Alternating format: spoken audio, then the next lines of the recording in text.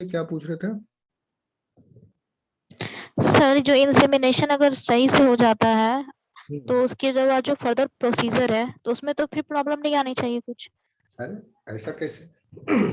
Insemination होना doesn't mean that eggs are ready to get fertilised.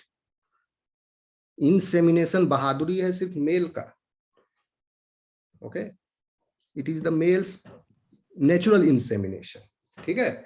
और artificial insemination जो है वो बहादुरी किसका है? डॉक्टर्स या वेटरिनेटेरियंस जो है इंगेज्ड, उनका, वो टेक्नीशियंस है, वो कर रहे हैं इस procedure. That's why artificial insemination. लेकिन इंसेमिनेशन के बाद फर्टिलाइजेशन होगा यह कोई जरूरी नहीं है।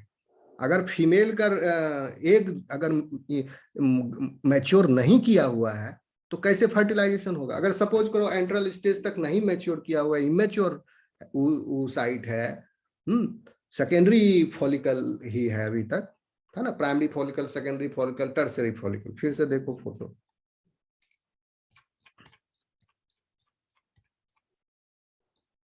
सी प्राइमरी फॉलिकल स्टेज पर जहां पर ग्रेनुलोजा सेल लेयर है एक, यहाँ पर प्राइमरी ऊसाइड के स्टेज पर है primary follicle, zona pellucida develop हुआ। ग्रेनुलोजा सेल्स जो है प्याज की तरह होता है, प्याज का छिलका कैसे एक के ऊपर लेयर है, उसी तरह यहाँ अंदर में एक लेयर ऑफ ग्रेनुलोजा सेल, दूसरा लेयर ऑफ ग्रेनुलोजा सेल। इस पिक्चर में आपको ज्यादा क्लियर दिखे, ये छोटा दिख रहा है क्या? देखो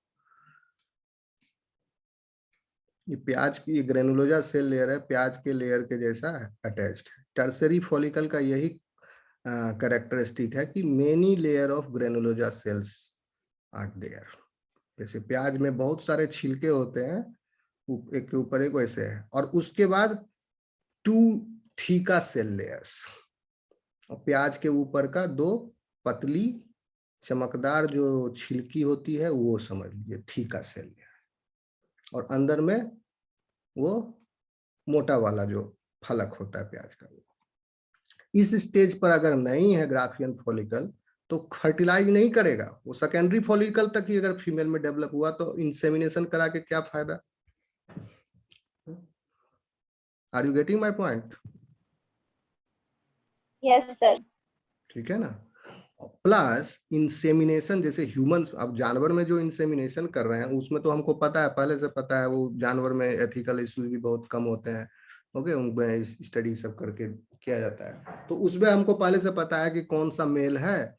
कोई पंजाब का भैंसा है, उसमें उसका स्पर्म लिया जाए तो ये पता है, उसका ऑलरेडी हेल्दी स्पर्म है, अच्छा है, पहले से बहुत बार लिया जा चुका है, बहुत भैंसों को, हजारों भैंसों को वो इंसेमिनेट किया जा चुका है उससे, तो वो ऑलरेडी पता है वो बढ़िया ही होगा, उससे वो ऑब्टेन किया। लेकिन ह्यूमन में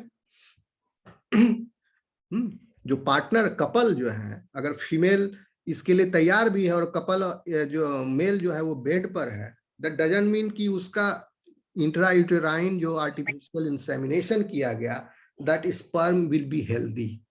दैट डजंट मीन हो सकता है स्पर्म हेल्दी ना हो।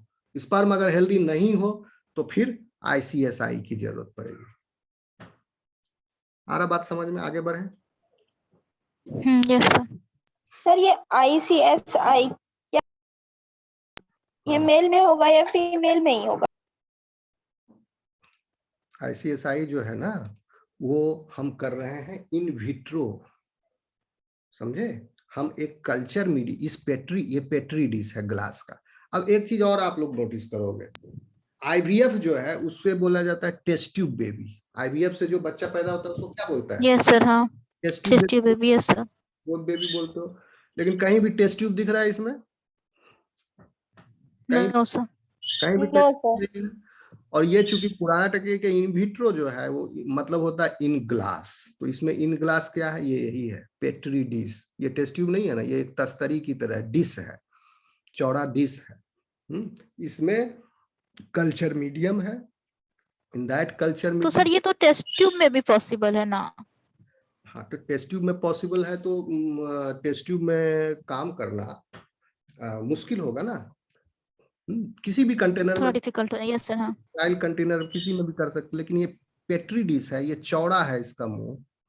ओके, और यहाँ पर मतलब थोड़ा सा हम डालेंगे अगर मीडियम, तो वो पूरे में फैल जाएगा कि बड़ा सरफेस एरिया को कवर किए रहेगा। यहाँ पर जो वो ग्रोइंग साइड्स है उनको ज्यादा जगह मिलेगी, ठीक है, ग्रो करने के लिए। हॉरिजॉन्टली वो फैलेंगे, ज्यादा जगह मिलेगी, ज्यादा। सर मोर देन वन कर सकते हैं ना इसमें, और उसमें आई थिंक एक ही पॉसिबल होगा एक टाइम में। नो नो नो नो, मेरी ये तो माइक्रोस्कोपिक है ना। टेस्ट ट्यूब में भी बहुत सारा पॉसिबल है, लेकिन टेस्ट ट्यूब में चूंकि उसका जो गला है, टेस्ट ट्यूब का लेंथ है वो बड़ा है, तो वहां से कुछ भी चीज पाइपेट से डालने के लिए, एस्पायरेट करके निकालने के लिए एक लंबा नली की जरूरत पड़ेगी। क्यों? जब इसमें आसानी से हो सकता है तो। ओके, अब इसी डिश में वो है एग ग्रो कर रहा है, और इंजेक्शन में स्पर्म ले लिया गया जो डोनर है। या तो दो बात होती। डोनर जब हम बोलते हैं तो डोनर मतलब हुआ कि उस कपल के अलावा कोई तीसरा पार्टी आया, ठीक। कपल में एक मेल है एक फीमेल है, सारा तरीका ट्राई करके देख लिया गया। अगर मेल के से फिर भी नहीं हो रहा है और फीमेल को बहुत चाहत है बच्चा की, वो क्या करेगी? फिर लास्ट उपाय करेगा, डॉक्टर बोलेगा कि आपका सब ठीक है, यहाँ का स्पर्म ही नहीं हो पा रहा है, तो फिर आईसीएसआई के लिए जाएगी। आईसीएसआई से ट्राई किया, आईसीएसआई से भी नहीं हो रहा है फर्टिलाइजेशन तो हो जाएगा, लेकिन क्योंकि जबरदस्ती आप किए, ठीक है ना, घुसेड़ दिए उसके साइटोप्लाज्म में इसका स्पर्म को, तो हो तो गया फर्टिलाइजेशन। लेकिन फर्टिलाइजेशन के बाद जो जाइगोट फॉर्मेशन है, और उससे के बाद 2 सेल स्टेज, 4 सेल स्टेज, 8, 16, 32, 64, ये सब सेल स्टेजेज में कहीं पर जाकर के एम्ब्रियो जो है वो डेथ कर जा रहा है, ठीक। या एम्ब्रियो जो है सक्सेसफुली इम्प्लांट नहीं कर रहा है। इसके बहुत चैलेंजेज हैं इसमें, समझे। पहला तो चैलेंज यही है कि retrieval of egg till the stage of enteral stage पर एग होने चाहिए, पहला चैलेंज ये है।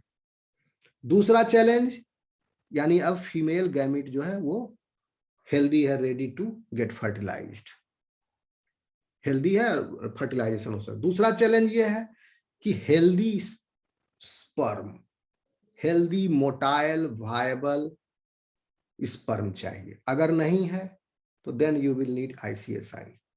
अब आईसीएसआई देने के बाद भी, ये तो मॉर्फोलॉजिकल स्टडी था, मान लो कोई जेनेटिकल इसमें एबरेशन हो, कुछ गड़बड़ी हो, इसके स्पर्मेटोजेनेसिस प्रोसेस में ही कुछ गड़बड़ी हो, जिससे इसमें क्रोमोसोम डिस्ट्रीब्यूशन ढंग से नहीं हो रहा है, स्पर्मेटोजेनेसिस में प्रॉब्लम है, तो फिर इंजेक्शन देने के बाद भी जो है जाइगोट फॉर्म तो करेगा, लेकिन वो फिर डाई कर जाएगा, मर जाएगा।